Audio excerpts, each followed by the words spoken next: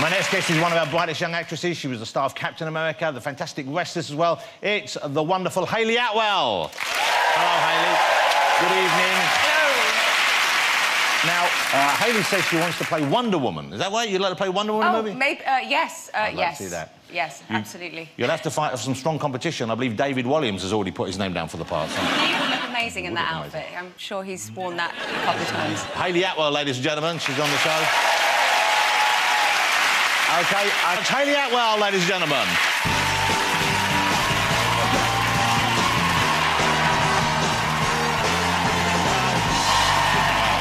You haven't got it, have you? Did you touch John? Have you got anything? No. Poor guy. I stay well away from him. But that's the terrible thing. When you know someone's got it, you don't want to touch them, but you don't want to be rude. No, what do you do? You do the fist bump. You go like that, you don't shake hands, you do that, and then you... Well, you can touch me, I haven't got anything yet there, and then you wipe it off like that. You do that? And just subtly. Don't put your whole fist in your mouth afterwards, though. That's how you do it. Why would you? OK. To show off. Hey, so congratulations. I love Captain America, and I guess would that be why that was your first blockbuster movie, your first one of those big-budget American-style films? Yeah, I'd done lots of theatre and TV in Britain, and this was the first kind of studio thing that I had to go into, so it was quite... It was exciting, pretty overwhelming, but we played a lot of computer games, which is why I kind of know a little bit. So you knew Sonic immediately. Even though you were kind of the love interest in it, but at the same time, it was nice because your part had some action to do. You were in there with the boys, roughing up like we just saw there. Did you much training for that? Did you have to get in good shape for that? Yes, I had the same trainer as Bond, who's an ex-Marine, and we had lots of sessions together, and my first session, though, I kind of, you know, gave it 100%, thought I can do this. And I turned green, threw up, and had to be sent home. Ooh. So, yeah, it was horrid. Your upbringing, I was reading about Hayley, obviously, and I didn't realise you had such an interesting upbringing. I thought you were kind of a traditional English Rose type. No. But your father was a Native American Indian, or he is still a Native... yeah, he was... I mean, he's just still checking here. he hasn't changed and...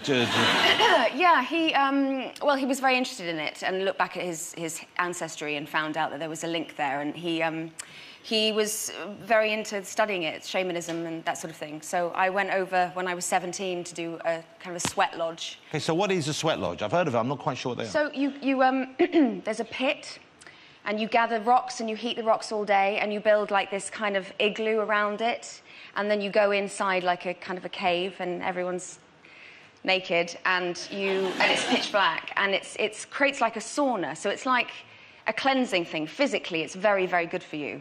And then, you know, many cultures, ancient tradition of using it as prayer and ceremonial, and there's drumming and all that. But my task was to find the rocks that wanted, like, to put in the pit. But I was told that I couldn't just go and collect rocks. I actually had to ask if they wanted to come.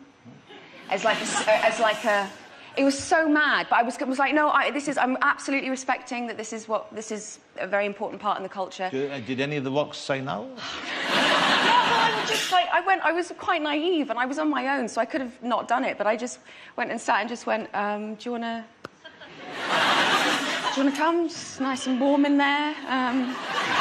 And then just went, no, OK, no, nothing. You're giving me nothing. And then I was like, I've only got 20 minutes late. Oh, God, OK. And I just gathered loads. I'm like, you all want to come. Come on. You all want to come. It's great, isn't it?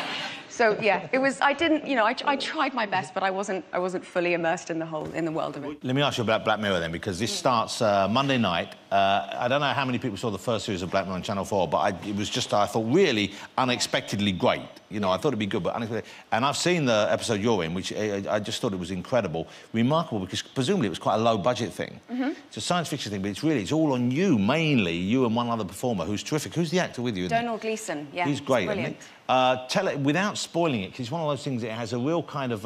it's a real twist. Yeah. And angle it. Without spoiling it, how much can you tell us about it? Before we show the clip, how could you set up what happens in it? It's essentially about grief, but it's in a kind of modern-day way of exploring that. And it's about a woman who loses someone in her life, and she discovers that there is an app that you can download, and you put in all of his internet online activities, so his Facebook status updates, his tweets, his emails, anything that he had done online. So anything visible online that was from him? And it will simulate him in a chat, and it's scarily accurate. And it begins with that, and she's very, you know, in a kind of moment of desperation. I guess it's a study of how far we go when we're desperate and grieving, and she becomes kind of obsessed with it, and then that's how it kind of begins, and that's the journey she goes on. Let's have a look. This is more to it than that, but it's a brilliant thing. Brian is going to be doing an experiment at the end of the show. I'm looking forward to finding out what that is. Okay. There's a reason it's at the end of the show, because I was worried that may well be the end of the show. OK, well, I shall look forward to it, I think. But you had something as well. You had something you could demonstrate as well, you said. Yeah, it's quite weird, and I'll look like a blowfish when I do it, and it's really, really, really odd. I'm trying to get it right. I have a little voice inside my mouth. I stuck inside, I pulled it out!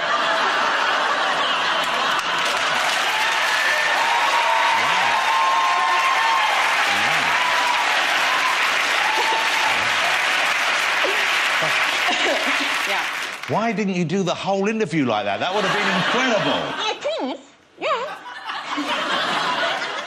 You have to... Do you want to try it? Well, I don't know. I'm just enjoying watching. I stuck inside! I pulled it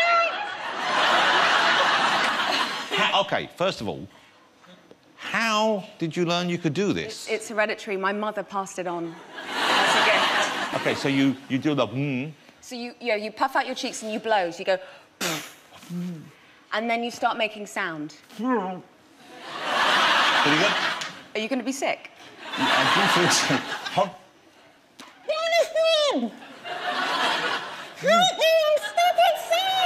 are you doing that? I don't know how you're doing that.